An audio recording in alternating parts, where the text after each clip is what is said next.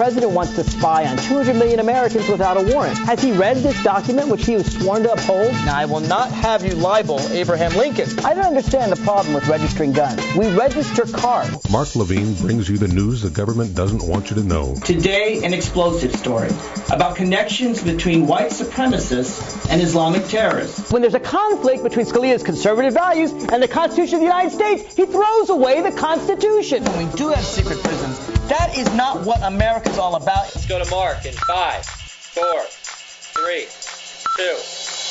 The president wants to spy on 200 million Americans without a warrant. Has he read this document, which he was sworn to uphold? Now, I will not have you libel Abraham Lincoln. I don't understand the problem with registering guns. We register cars. Mark Levine brings you the news the government... Let's turn off the video behind me, and I'll begin the show. Between white supremacists and Islamic terrorists. When there's a conflict. Good evening, America. Welcome to the Inside Scoop. I'm your host, Mark Levine. Happy New Year, everyone. This year is looking a lot like the year before. Going up into the new year, of course, we face the great possible catastrophe of a fiscal cliff, that wonderful combination of tax increases and spending cuts that only Congress could impose on the rest of the United States, and that only Congress could get us out of the trap that they themselves set. I want to talk today about that fiscal cliff negotiation, how it worked out, and what it means for the future negotiations just around the corner about the debt ceiling, the government budget, and things like that. Then I want to turn to gun violence. The Newtown, Connecticut massacre, I think, struck everyone. We all have different ideas about what to do about gun violence. Everything from my view, which is to regulate some of those high-capacity magazines, to National Rifle Association's view, which is to put armed guards everywhere, including in every school. To discuss both the fiscal cliff and the prospect of how to best prevent gun violence, I've invited on the show Matt Robbins. He is Executive Director of the American Majority. Matt, always enjoy having you on the show. Thanks for having me, Mark. Let's start with the fiscal cliff negotiations. Before we get to the future, which is just around the corner, let's talk briefly about the past. Sure. I think most Americans were ashamed and horrified by both parties, frankly, leading up to I'm glad you said that. The fiscal cliff.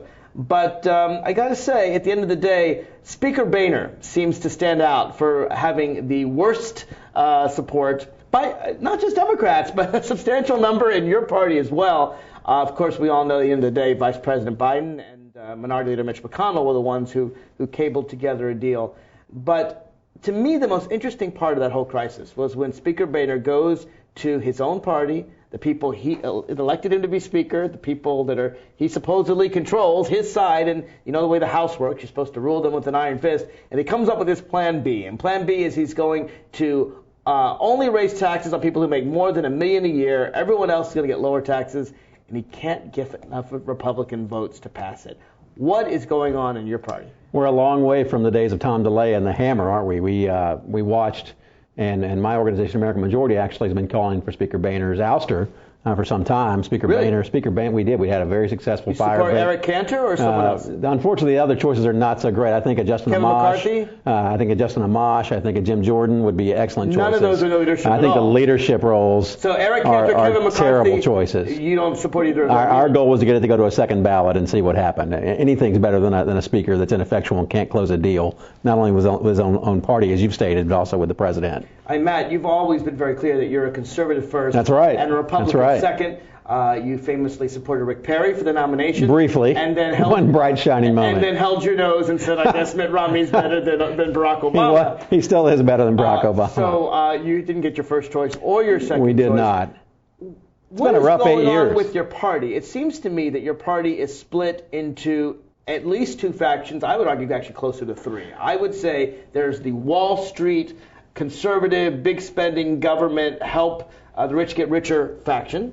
There is the Tea Party, limited government, freedom or die faction. And then I think there's the libertarian faction, which possibly crosses over with the Tea Party, but the Tea Party has an evangelical side. I don't know, maybe there are four factions to your party. One thing that seems to be clear, though, is when I worked in Congress, we had this problem. And I, of course, worked there 10 years ago when George Bush was president. Our problem was the Republicans worked in lockstep, the way Tom DeLay insisted with his hammer, and we Democrats were all over the map. We had liberals fighting moderates.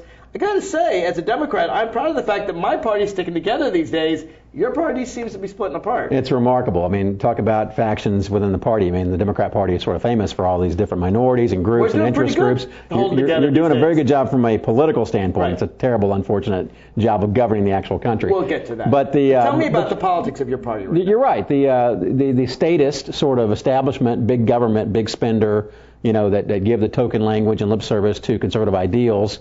And George Bush Republicans, we might call. We had a lot of problems with George Bush, and it started in 2005. We really did, with the Medicare Part D and other benefits that he started passing, and of course the unfunded sort of wars that went on the tab. Do you put Speaker Boehner in that category? I think Speaker Boehner is a creature of the establishment. I think he's been around, 22 years now? Long time. Yeah, I mean, the man positively reeks of country club aroma. And not a bad man, but completely ineffectual. But it seemed to me that the whole debate over the taxes was a country club debate. It seemed to me the whole focus was, do we protect the rich or the super rich or the mega rich? Even Grover Norquist was saying it's fine to raise taxes on the poor. I don't care if you raise payroll taxes, for example, which affects 95% Grover, of Americans. The high priest of taxes. Right. He was fine with raising taxes that affect primarily middle class, working class people, but got to protect those millionaires.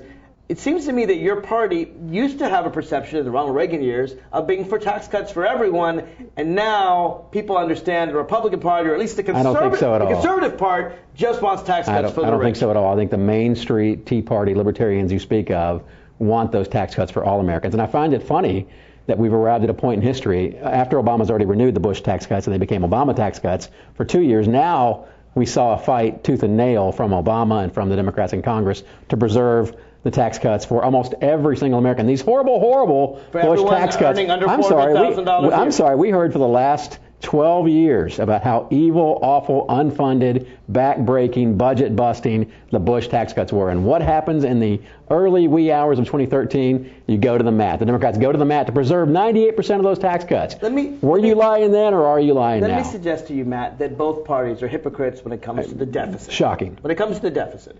Your party loves to talk about the deficit when it comes to government spending, when it comes to entitlements. Never wants to talk about the deficit when it comes to agricultural subsidies. Well, you do, agricultural subsidies. I surely do. But you certainly don't want to talk about it when it comes for tax cuts for millionaires or special benefits for hedge funds. You do? I do. The party doesn't want to. The leaders, so-called leaders okay with raising of the party. taxes on those that earn over $450,000? No, that's an absurd sort of line in the sand drawn. The fact that those lines, the sure, and so does keeping parsley off the plates at restaurants. I guess if you want to talk about waste. Exactly my point. I think that the whole artificial argument about where the threshold should be. I mean, this is really silly. I don't have a problem. Nobody in the Main Street Tea Party, libertarian wing of the party, has a problem with the fat cat guys who from AIG or the Wall Street bankers who I've talked about many times. You and I both support raising their taxes. These people have almost wrecked the American economy. Absolutely. I'm okay with that. I'm okay with that. That goes against that's heresy to the Grover Norquist wing of the party. But tax cuts for most Americans, which again, now you're on record, and now these are owned, lock, stock, and barrel. These are fully owned by Obama and the Democrats. These 98% permanent Bush tax cuts. You can't criticize Americans for being confused, though. You're right about that. And about the Republican Party. And about both, I would say. Congress is clocking in at about 9%. I think the Democrats have been pretty consistent, at least over the last 5-10 years or so. We can talk about candidate Obama voting against, raising the debt ceiling, and President Obama voting for. Well, I can tell you. I mean, consistency is not a strong suit. I can tell you as an economist that I was a real fiscal conservative and deficit hawk when we had solid growth, and that I believe strongly in running a deficit in times of recession. To me, that is consistent. You may call it Keynesian consistency. Again, politically, y'all are running the table, but from a consistent point of view, no. But I think that's consistent to say that you need more government spending in times of recession. I think you were right the first time. The American public thinks they're all hypocritical. No, but see, your party, it's very unclear to me. Grover Norquist has a view. The Tea Party has a view. The establishment has a view. The Libertarians have a view. I know decentralization is a hard thing for you to conceptualize. The evangelicals have a view. I know that. And it strikes me that there is no consistent Republican view except that millionaires' taxes should be protected. That's the one thing you all agree on. No, that's been the corner you've backed us into on messaging. Is that not right? It's not right. No, the Republican Party does not stand up for millionaires. It's not just here for corporate executives. It's not just here for big banks and big business. Really? It's because not. It seems to me Why do you think Speaker Boehner had such trouble selling Plan B or the first fiscal cliff aversion to his party because Why? so many Because it raised taxes on 83 billionaires. people that were elected in 2010 and several more this cycle are against that. We are replacing the establishment Republicans like John Boehner, like Eric Cantor, like Kevin McCarthy with people like me and like us at American Majority. So why not form a new party? Oh, America's a two-party state. It's always been. It always will be so. The rules are restrictive in every single state about getting on the ballot, about running elections. That's an incredible hurdle. You always supplant. You do the same thing. The liberals, progressives have supplanted the old establishment Democrats from inside. I got to say, though, it seems to me that when a Tea Party Republican runs against an establishment Republican, and I can point to, Indiana or Alaska. You can point to a few big losses. Or a number of places where Christine O'Donnell comes to mind. A horrible excuse for a candidate. Where your Tea Party candidate wins the primary and loses terribly against, let's face it, Lugar would still be in the Senate today. 83 Mike Castle new Congress people would be a Delaware in 2010 senator. were sent. So, Matt, I got news for you. Your argument may win a majority of Republicans someday. You're not winning a majority of the country, not even close. I think you can look at those cases. You can look at horrible choices of vetting. American Majority stands for 3 C's: competent, credible, conservatives. I'll repeat that: competent, credible, conservatives. And who's that? Oh my Jim gosh! DeMint?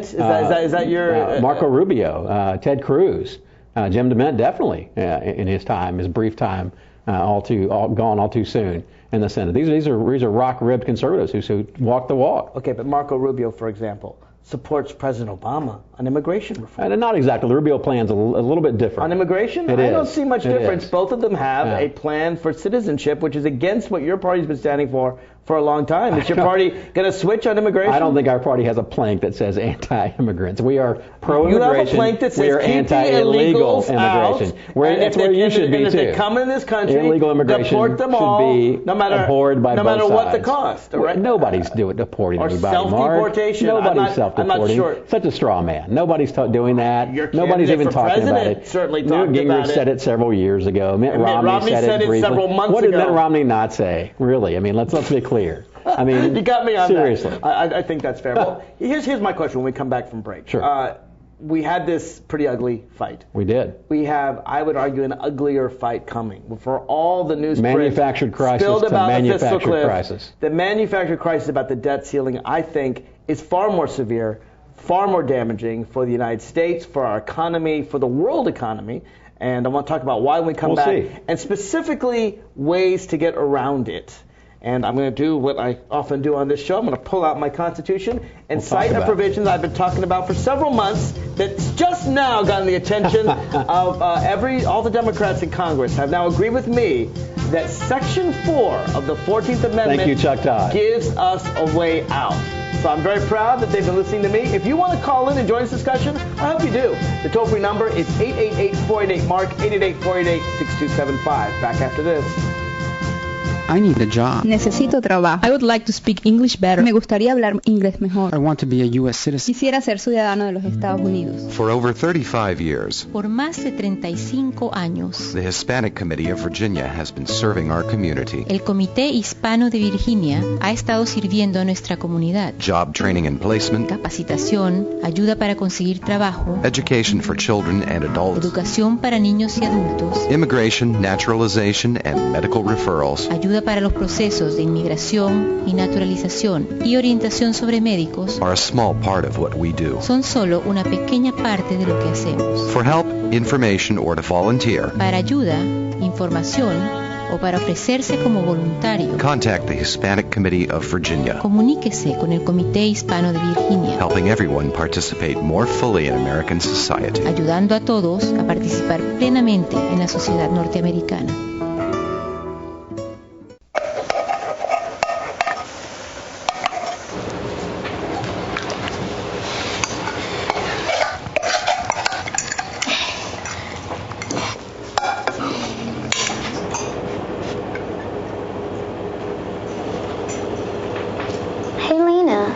Where's yours?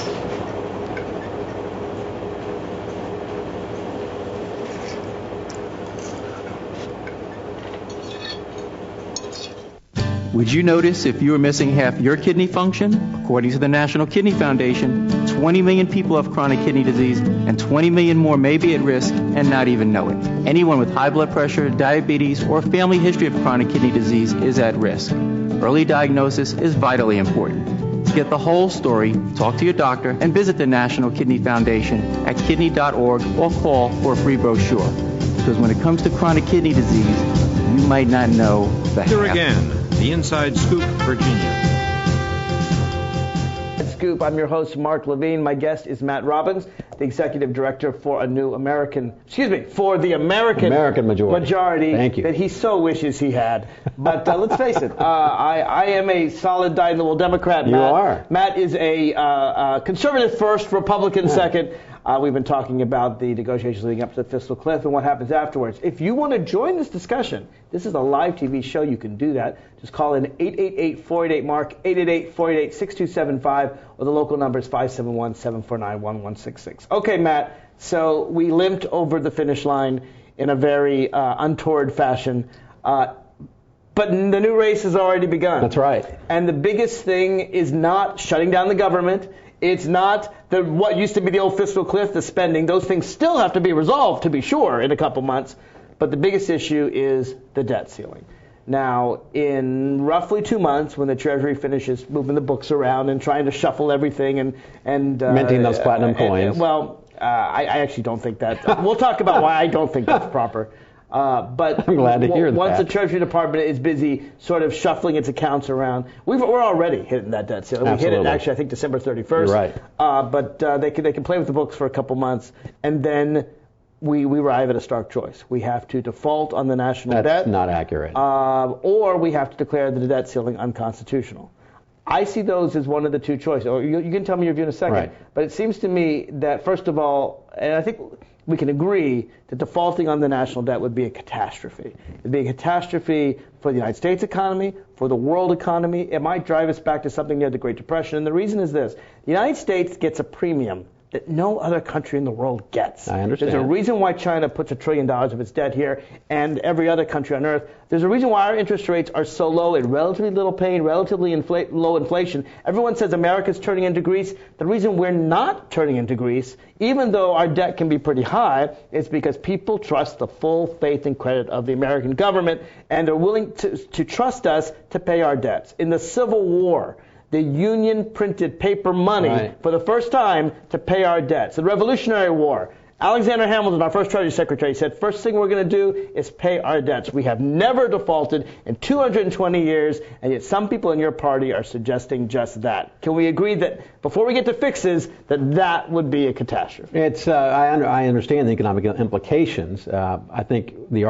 economic argument from the right, from the far right, some of which I'm sympathetic to, is that we've already reached this point some time ago. We're in a bubble that we keep on printing money. We're in round 3 of quantitative easing. We're talking about printing $1 trillion That's what the Federal Reserve does. Well, we could talk about why Federal I don't like the buying platinum $150 coin. million of debt every single month, I believe. But you don't think that's illegal. You just think it's unwise. I think it's shady. You think it's unwise? Unwise, yeah. You can argue it's unwise. I don't think you can argue it's illegal. The Federal Reserve is authorized to do that. You can authorize whatever you want when you're the ones with the reins of political power, absolutely. The debt ceiling is not a default. Not raising the debt ceiling does not mean that the American government is not going to pay those debts. It simply means that a higher threshold of spending is not going to be sanctioned. Would it be perceived on Wall Street, on the street as they say, and around the globe as a horrible Mayan apocalyptic event? Absolutely. So are you nobody's suggesting holding this hostage. Nobody's suggesting playing this for games. I think many Republicans are suggesting name me just some that. names. Who's suggesting? Senator Lindsey Graham, for example. I don't think Lindsey's serious. I don't think he is either. But he goes on the Sunday shows and he says, "We didn't get you in the fiscal cliff. Because he's trying. We're going to get you now." He's trying to. Well, that's Look, just. I have no problem with the Republicans arguing that spending needs to be cut. It has to. That's fine. You can make that argument. And this make whole it argument to the American about paying people. your bills. These aren't the Republican House's bills. These are the bills Obama and the Democrat Congress ran up, and now they're saying you have to raise the credit card. No, these are the bills to pay these. of the United States of America. Some were incurred by Bush, some were incurred by Obama. Many were incurred by Obama. Well, a couple trillion dollars is incurred because of some wars that Bush started. Absolutely, and $6 trillion almost Obama. You've got about $3 trillion of which the Bush and later Obama tax cuts. This is like arguing this is like asking for a new Visa card so you can pay off your MasterCard. That's what this is like. If you believe spending should be cut, absolutely, then it seems to me that you should elect enough members to Congress and the President of the United States to cut spending. But the way the debt ceiling works is, and I'm looking at this as a lawyer here, and let's talk about the $1 trillion coins just briefly, because I agree that's the wrong answer. It's ludicrous. It is true that the Federal Reserve can print all the paper money it wants, can do quantitative easing. It's also because that never leads to anything bad. Well, again, the wisdom of it is one issue, the legality is another. I happen to think quantitative easing is not such a bad thing, and I'm happy to argue it with you. But let's put that aside for now and just talk about we won't talk about the legality. Weimar Germany. Yeah. Well, we're far from Weimar We're Germany. not that far. The inflation rate is 1%, for maybe now. 2%. For now. The highest I've seen is 3%. For now. Weimar Germany was several %. Food prices are going up. Staples are going up 1 to 2 to 3%. It doesn't come close to Reagan years or Carter years. You're right. All right. So, but that didn't happen overnight. All right. No, it happened because we didn't pay for the Vietnam War, just like Bush didn't want to pay for the Iraq War. I actually think there's a lot of similarity there. Unpopular war, didn't want to raise taxes to pay for it. History always repeats itself perfectly. It certainly does. Let's get to the legalities here. So the Federal Reserve prints paper money and provides bank accounts and so forth. Gold and silver actually have been long regulated by the United States because that's how our coinage was originally, in gold and silver. Platinum, and I think it's entirely due to a mistake or a loophole, it doesn't say that you put it doesn't have a limit to the amount that you can put on the platinum coin. Now, the author of that section has admitted that he didn't consider that loophole, and I don't believe in driving the national debt truck through that loophole. I think it's clear that the whole point of the platinum coinage was the same as silver coinage, as gold coinage. It's simply to make tied a coin, to something tangible, or make a commemorative coin or whatever it is. Yeah. It's not to do $1 trillion. So I agree that argument has been dismissed. Good. However, I strongly do support a different argument. And this is an argument in the 14th Amendment of the United States Constitution. Now, I'm well aware of it. Most people know the 14th Amendment as the Equal Protection Clause. That's what it's most famous for. It's the one that says that everyone born in the United States is a citizen of the United States. That sometimes gets some complaints. It's the one that gave former slaves all the rights to everyone else and so forth. That's what most people talk about. Section 4 is little read. Sometimes when I say it's the 14th Amendment, they look at me and say, no, that was the Freedom Amendment. And it was. But Section 4 says that the validity of the public debt of the United States authorized by law, including debts incurred for payment of pensions and suppressing insurrection or rebellion, shall not be questioned. But basically, we can't pay the debts of anybody who rebelled against the United States. So we know what the purpose of the 14th Amendment was for. They're saying union's going to pay its debts. And if you're a because some Reconstructionists were trying to insist that the rebels pay for the damages incurred fighting them during the war. And because some were saying that the Confederate debts, who after all the Confederates issued bonds to England and France, that they should be paid. And the Union want to make very clear, nope, those are rebellions. Their debts are meaningless. You can still buy a Confederate $20 bill for about $20 for its historic purposes, and so forth. But Union debts, all national debts, are paid. So again, so you think we should wave our wand again? The validity of the public debt of the United States authorized by law shall not be questioned. Now, there actually was a court case on this. I don't know if you know that. In 1935, when the United States first went off the gold standard, we actually went off it twice, once in 1935, once in the 70s. But somebody complained that their bonds, which used to be denominated in gold, are worth less. And the Supreme Court ruled at that time, the validity of the public debt shall not be questioned. They are worth the same amount as they were, no matter how you back it up. That language extends beyond the Civil War. It seems to me that when you have statutes in conflict, you should always try to find a way to make them work. In this case, we have 4 things. We've got this constitutional amendment. I'm glad you value that. We'll talk about that later. We have the debt ceiling, which was actually the first law passed. Then we have a law that says Congress shall tax so much. And then we have a law that says Congress shall spend so much. And lo and behold, they conflict. Because the earlier passed law, the debt ceiling, says limited here, and then Congress passes this much taxes and this much spending, leading to a debt. Without even the constitutional provision, you can argue as a lawyer, the last in time rules. If Congress rules that the drinking age is 18, and then they later rule that the drinking, well, they can't rule about drinking age, it's a state issue, but you get my point. The drinking age, the military draft age is 18, they later rule it's 21. Later in time rules. If Congress rules we can't spend more than $10 trillion, and then it rules we're going to tax $1 trillion and spend $2 trillion, that alone says to me that the earlier law goes by the way. That plus the constitutional provision suggests to me that the debt ceiling is either no longer applicable because Congress passed later laws, or because this provision of the Constitution doesn't apply. In any case, it suggests to me the debt ceiling is a nullity. And I must say I am disappointed in President Obama for not citing the 14th Amendment and not citing this legal analysis. I'm sure you are. I am, however, another executive order, another waving of the imperial wand. Proud that I've been saying this for more than 2 years now, since the old debt ceiling. Yeah. I'm the only voice I know that said it back in 2011. You are the only voice, yeah. No, but not today. Today, Nancy Pelosi, all four of the national leadership in the House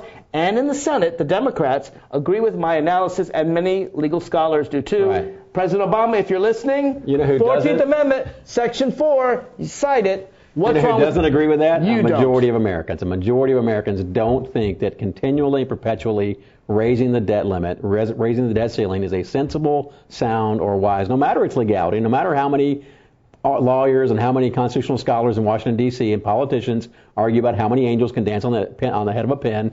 They don't want this country to go the way of Greece, to go into chaos, to go into economic ruin. They've seen it before. They've seen this film before in the 70s. They've seen it in the 30s. They don't want to go this route. They want to cut the spending. They've said this over and over again. Even Obama pays lip service to it. Every single speech, every single paragraph has a sentence or two about cutting the spending, but it's just that, Mark. It's just lip service. The dirty little secret about American politics is this, and you know as well as I do. Americans love to cut spending in the abstract. Absolutely, but not my pork. They hate to cut abstract spending in the specific. But part of the problem is politicians who pander Americans to them want low and taxes. will never tell them they cannot have everything. Well, they want low taxes. I got to say, where are the leaders? The patriot's sake of the Republican Party, Ronald Reagan, started this mess when he said America could have low taxes, high spending, guns and butter, and a balanced budget. Guns and butter. You can LBJ started that. You can have two of those three.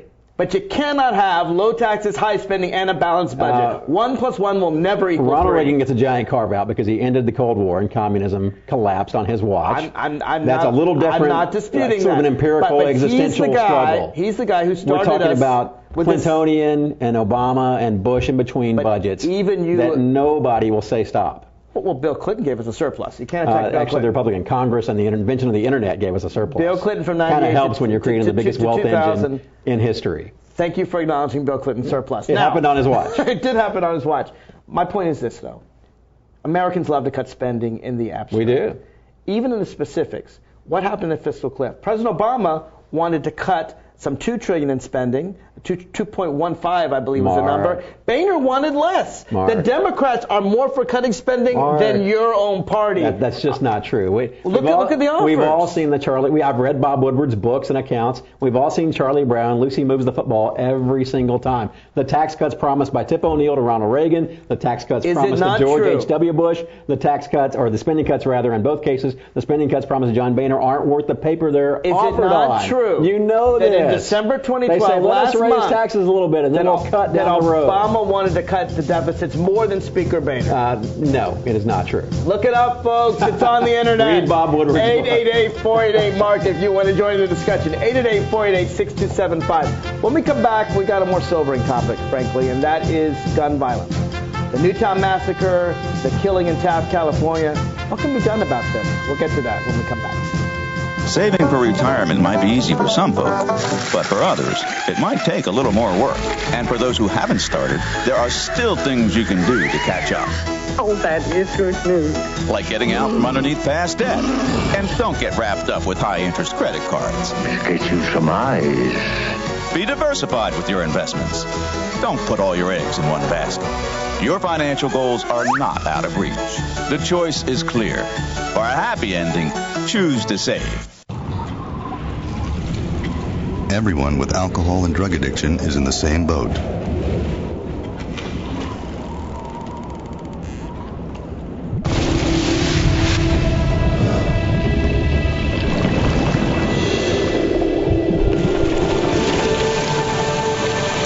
With treatment, you can find solid ground. For drug and alcohol information and treatment referral for you or someone you know, call 1-800-662-HELP.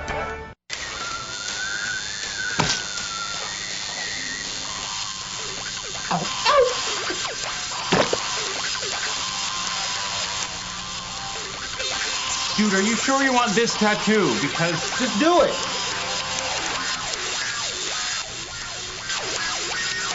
Some mistakes in life are permanent. Like hearing loss. To learn how to protect your hearing, visit asha.org. You've probably heard about heart disease, but did you know that it's the #1 killer of women nationwide? Heart disease claims more lives each year than breast cancer, lung cancer, or strokes combined. But there are steps you can take to protect yourself against it. For more information on how you can prevent heart disease, contact your local American Heart Association or visit their website at www.americanheart.org. Here again, the Inside Scoop, Virginia.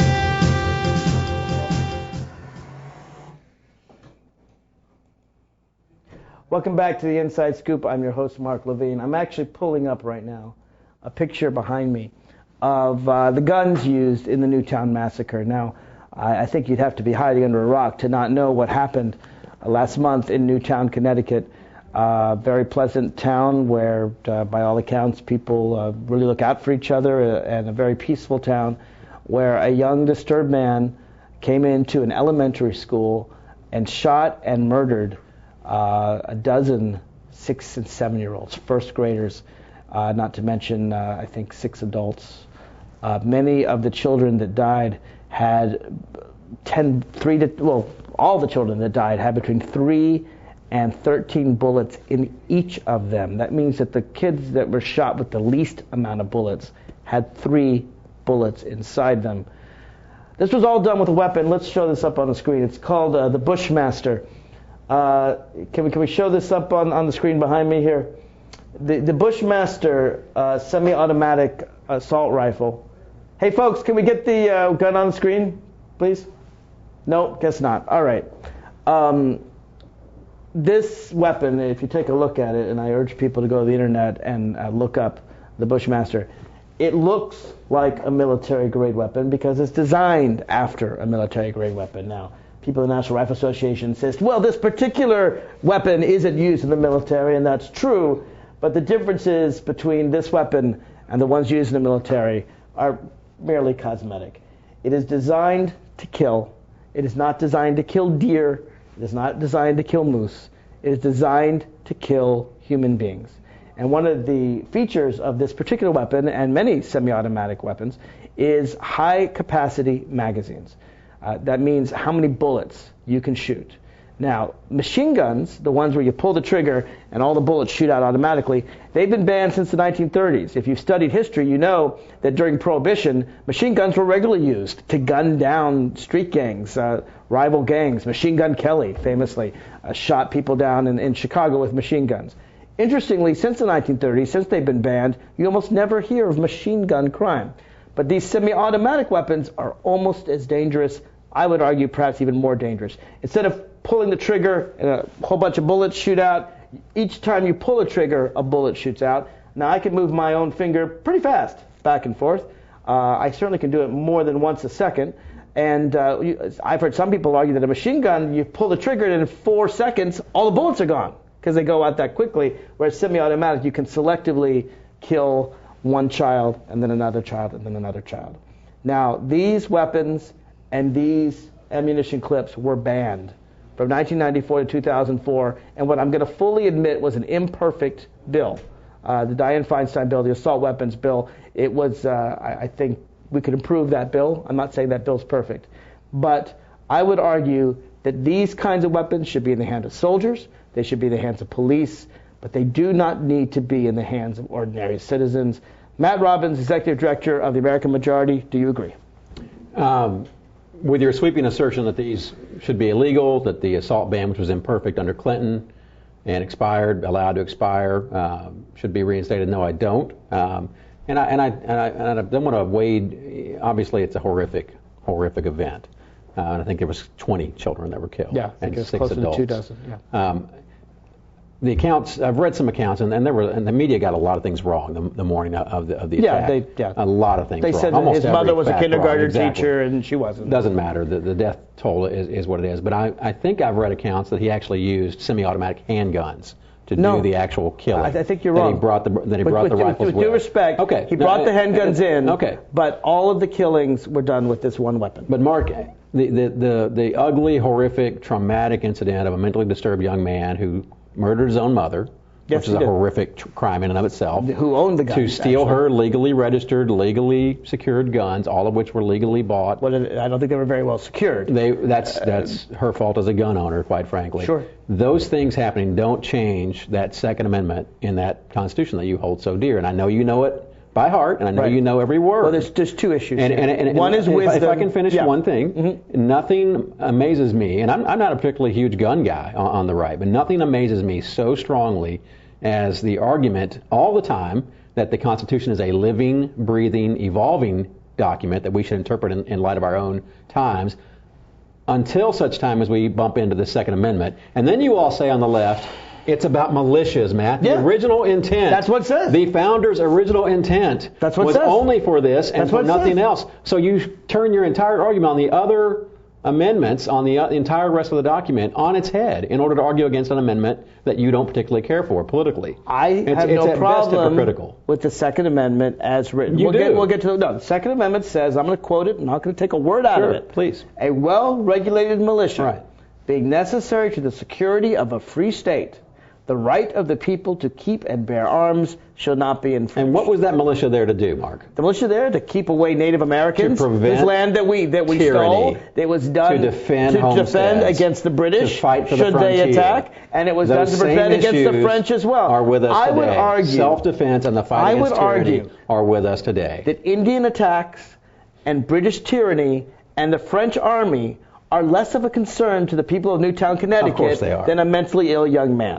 We haven't faced these issues at least since the War of 1812 that I know of. Some would say because there's been a right to self-defense and a right to bear arms. I don't think the British are going to invade 200 years. anytime soon. Nobody's worried about the British anymore. People are worried about their own government. People are worried about a federal government. The founders were so worried about their own government that they did not have a standing army. A lot of people don't understand that in our Constitution, I know you do, but a lot of people don't understand that the military that we have today, the vast, most powerful military in the world, has to be reauthorized every 2 years because this document says you can't have a standing army. You got to reauthorize it every time. So they didn't expect a standing army. They expect the people's militia to defend against Native American tribes and English and French, and they did. And you know what? The National Guards, all 50 states and D.C., are well-regulated militias. I have no problem with the National Guard. All sorts of things except defense these days. Well, they're used for defense as well. I know some people in the National Guard. They are on the new rotation schedule. My brother's some of them went to Iraq. They did. I mean, they're used for all kinds of things. Right.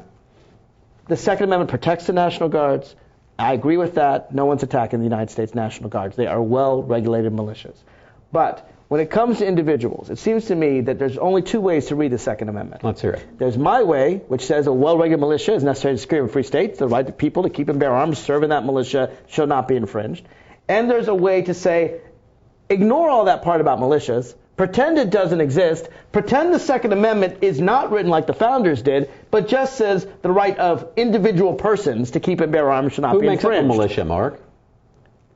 Individuals joining together collectively in a loosely knit, regulated group of people militia. Back then. It's a collective. Minutemen were not exactly reporting for duty at the barracks. You know, the people also have a right to petition the government for redress of grievances. That's also a collective right. Right? We can all sign up for petitions. Very few petitions have one name on them, and one name is not a very effective constitutional petition. and historical argument. But my You're point is not going to get the gun laws you want passed. There are gun laws to the moon already on the books. We'll talk about that. But the legal argument is very clear. I say the Second Amendment means what it says, and therefore we can regulate guns. And listen, you're an originalist on this. I am, Second and Amendment, I don't believe, but on nothing else. And I know I'm an originalist on everything. I'm a strict constructionist. I believe these words have meaning, but I don't believe that if you take this at its word, then people can regulate guns however they want. Now, I don't think it's wise to ban guns in America. I don't advocate that. Frankly, I don't know any Democrat that does advocate for that. You may find one or two. But my former boss, Barney Frank, was considered pretty liberal by Republicans. But Barney Frank wasn't for banning all guns. Smart Politico. Carolyn Maloney, whose husband was shot, massacred on Long Island Railroad. Talking about this. She is a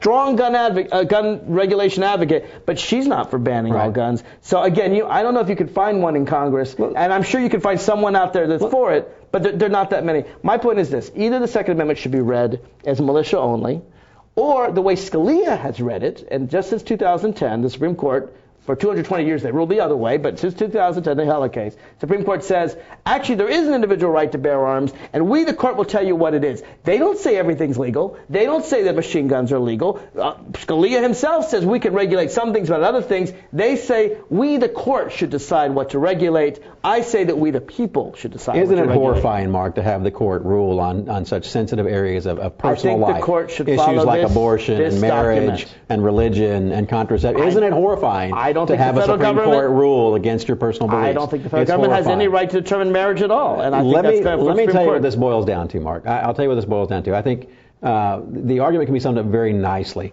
On one side, your side, they say that our elected employees, the Bloombergs, the Feinsteins, the people that we send to office to work for us, senators, members they of Congress, can have the presidents, bodyguards paid for by us, by our taxpayer dollars, with unlimited amounts of ammo and firepower. But we, the people that you mentioned in that Constitution, can't have 10 bullets. Where's the wisdom in that? Where's the self-defense in that? Where is the common sense in that?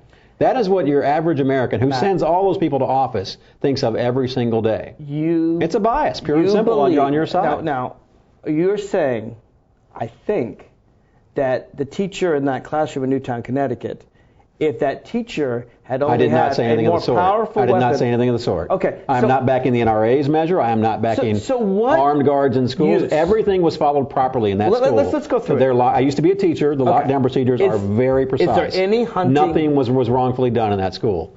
Every hunter I've talked to. Let me read you a quote real quick. Okay, go ahead. Real quick. Somebody gets killed. This is a quote. Somebody gets killed from Sunday morning. Somebody gets killed. Something gets blown up, and then the after-action reports start, and everyone wants to know who was at fault. Who was responsible? Why didn't you keep this from happening? Well, the answer is you can't keep everything from happening. It's Colin Powell, and he's talking about Benghazi, but he might as well be talking about Newtown. Keep everything from happening. You can't keep mentally deranged people from doing bad things, You know Mark. what? You certainly can. And you want to know my source for that? Let's hear it. Great Britain. Great Britain had 53, 54, some years it gets as high as 60, other years it's down to 40 gun murders a year. We have more than 30,000 people dead at the head of guns. Gun violence is on the rise again in Great Britain right now. Half of them are suicide. On the rise. Where they're completely Maybe it's going to go up to 73. Forbidden. The point is we have... It's a smaller country. It's a surveillance state. It's a much different apple than the size America. Of the United States. If you take our 30,000 gun crimes and you compare it to Great Britain, they would have 6,000. Mark. They don't have 6,000. They don't have 600. You're talking about Bushmasters. They barely have 60. You're talking about Bushmasters. Why aren't we talking about the handguns in Chicago? Why aren't we talking about the handguns in Washington, D.C.? Let's Those talk kill about it one black step youth at a time. every single day. Here's my point. Black youth are slaughtered every single day. 8 miles from where we're sitting. You know what? Let's do it one step at a time. Let's do it one step at a time. I want you to tell me. Let's take the weapons that you're intellectually biased against first. I want you to tell me, is there any hunting purpose to I'm not a hunter. I'm not a sportsman. A magazine of more. I got to tell you, I talk with hunters all the time on the radio show. I've not found a single hunter who says I need 30 bullets to hit a deer. We can continue. Most of them will tell you if you can't hit the deer in 2 bullets, the right to self-defense. The deer runs away. The right to self-defense is what we're talking about. Against that deer, perhaps. No. All right, we'll get to the right to self-defense when we come back. Folks, last chance for you to join the discussion, and I really hope you do. 888-488-MARK, 888-488-6275, locally 571-749-1166. We'll be right back after this. Art, a universal language, an expression of culture, of self. And now, thanks to Empowered Women International, a way for emerging and established immigrant and refugee artists and artisans to find hope to earn a living while enriching the lives of all of us. Empowered Women International, making a better America every day. For more information on Empowered Women International's educational programs or to make a tax-free donation, contact C. Fripp at AOL.com.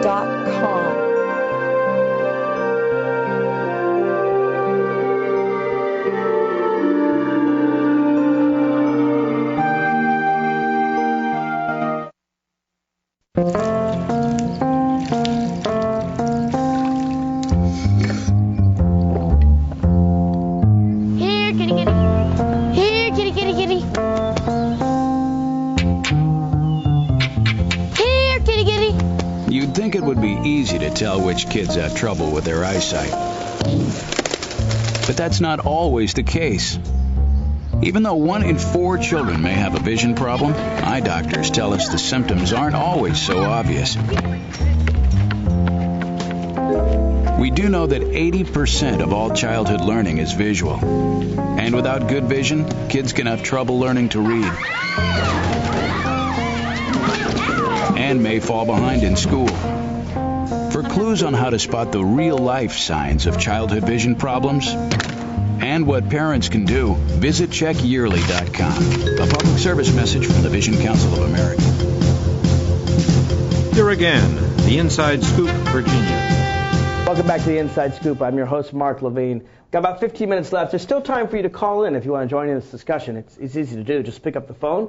It's toll-free number, 888-488-MARK, 888-488-6275. If you're watching locally in Virginia or Washington, D.C. or Maryland, just pick up the phone and dial 571-749-1166. We do now have a picture of the gun that I was trying to show. This is the Bushmaster gun, the one that was used by Adam Lanza, the killer in Newtown. I think you can see this is not your standard handgun. This isn't even your standard hunting rifle. This is a gun that's meant to kill and kill as many people as possible. I understand that these weapons exist. I understand that they're used by the military. That's what the military does. I even understand how police must sometimes use these weapons in a terrorist or SEAL Team 6. ATF, I'm sure SEAL Team 6 had something like this when they went after Barack Obama. I'm fine with all that. Yeah. I'm not fine with a troubled 20-year-old young man. Mark. No one is. But I got to tell you something. You've, I think, conceded that these things aren't used for hunting. I think you can concede that point. You could hunt with that if you wanted to. You could. I'm not resting my argument on that. I'm just saying. But the best hunters will tell you. Yeah, you'd use a shotgun instead. A shotgun for birds. You'd use a rifle, maybe for moose, or there's all kinds of other guns you can use. These things aren't necessarily hunting. Well, let's talk about self-defense. Now, an ordinary gun provides pretty good self-defense. What do you mean by ordinary? A handgun. So a six-shooter. Six-shooter. No semi-automatic handguns. No 9mm Glocks. You know what? I'm okay with up to 10 bullets. Okay. I mean, so you have to draw.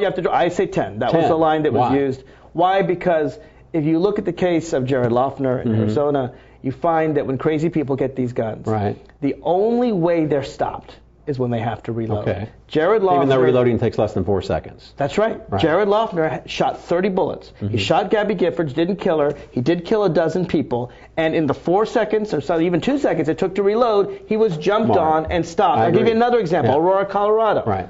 Crazy person there. Who walked out the back door and sat there and waited for the police to pick him up. Why? You know why? Because he's mentally deranged. No, because his 100-bullet drum jammed.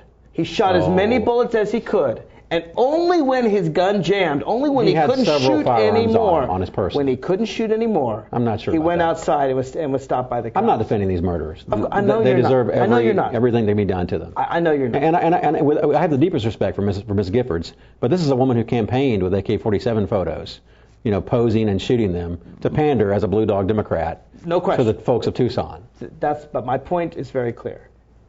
But it's not clear. Your party is on both sides of this issue. Give me a hypothetical example where somebody needs more than 10 bullets for self-defense. The only one I can think of is if 20 or 30 people are coming at you at once. And you know what? If like in Ruby Ridge, or like in Waco, or like in... A police officer, I'm fine with the police officer having those weapons. No, I'm talking about the citizens inside the compound, inside Ruby Ridge. That's exactly right. Where his wife and his child were killed by federal agents wrongfully.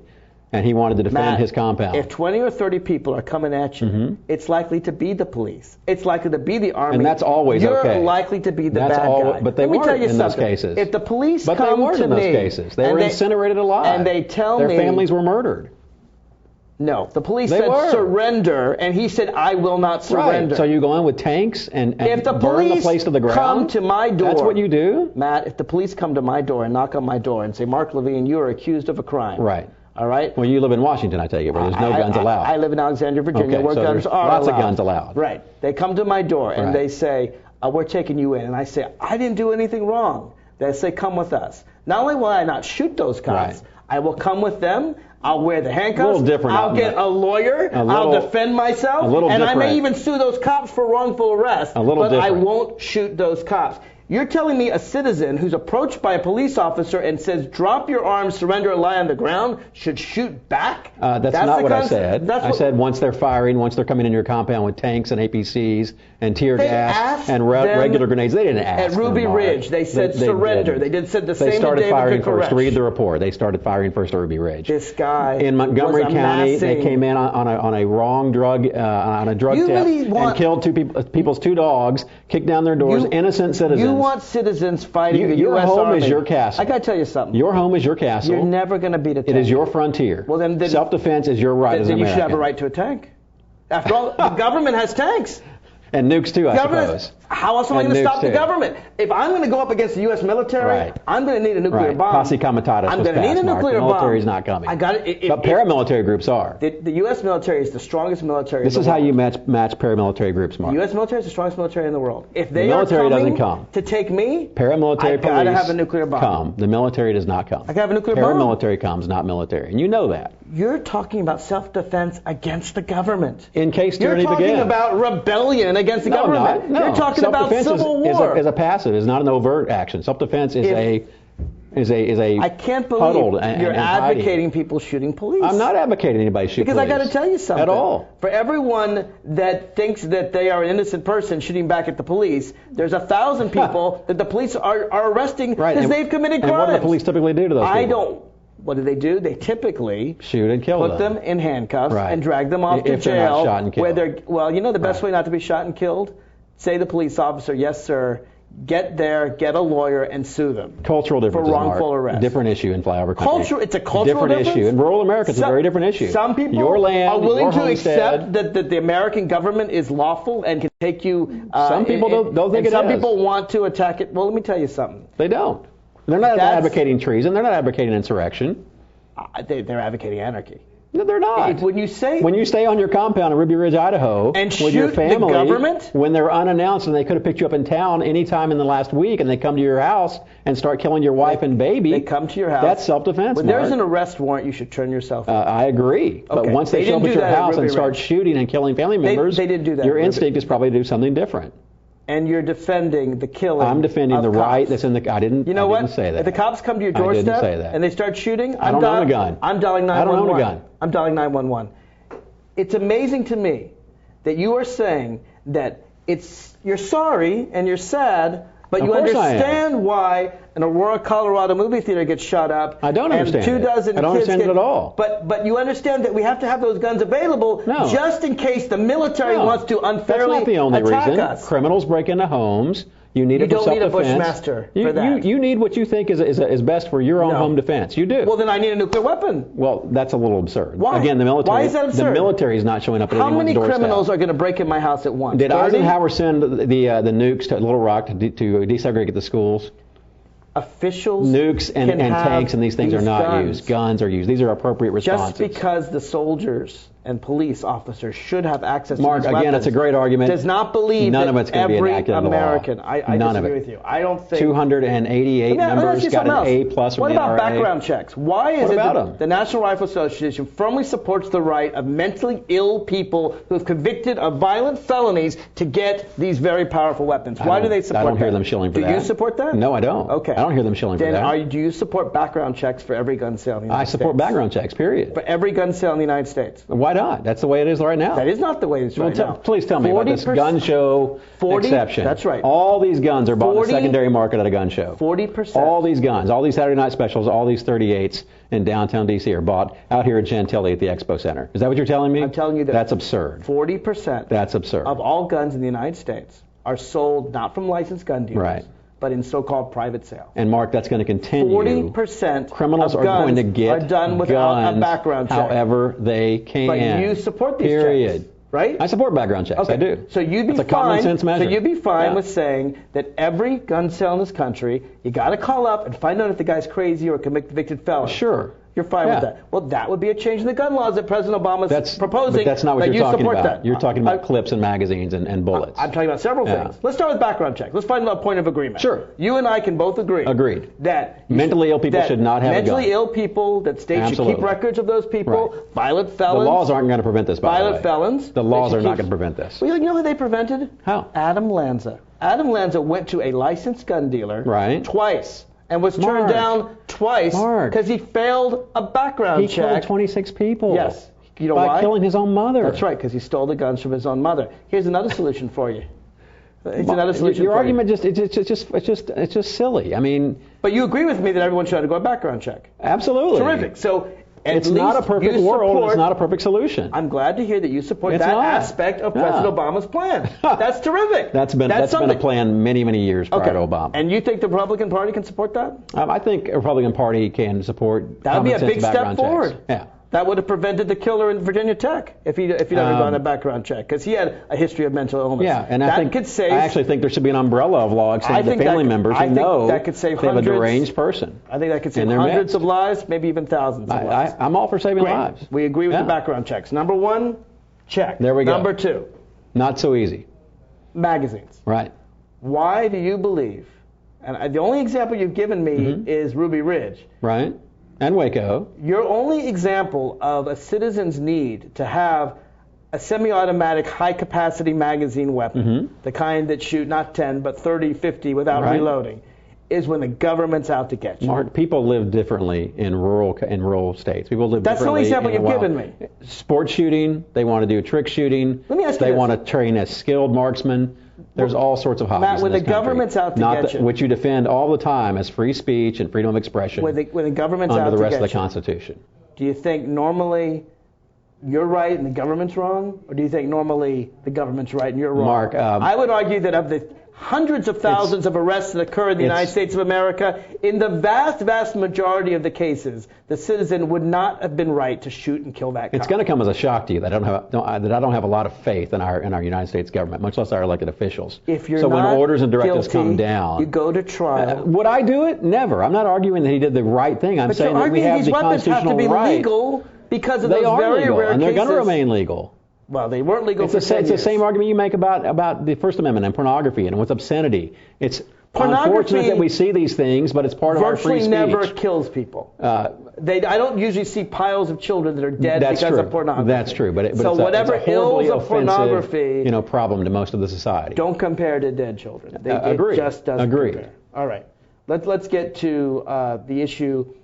So the other one you said was marksmanship. Right. People like to shoot these guys. They do. Okay. There's a whole culture of paramilitary and subculture of. And I've talked to people who like to shoot these guns. Former law enforcement. And they say, you know what? I would dare say most people who own those are former law enforcement or military. I'm fine with law enforcement and military. Yeah. Former, I said, retired. Fine. I like to shoot. So they can have those, but nobody else can. Because they've had training. Okay. They're well regulated. Okay. They're not crazy. And if they are crazy, take away their guns. But people who want to go to the target ranges, I have a simple solution. Provide the gun at the target range. Take it away when they leave. Yeah, not going to fly in this country, Mark. You know what? Not ever. I think it will. I think the vast majority of Americans support reasonable things to prevent gun violence. Nope. Not banning guns, but banning some of the That's how it starts, right there. Assault weapons. Thank you for watching the show. I hope you enjoyed it. If you want more information on me, go to marklevinetalk.com. Follow me on Twitter at marklevinetalk. I want to thank my guest, Matt Robbins, for a spirited debate. Absolutely. I will have you on again, and just watch us again on The Inside Scoop.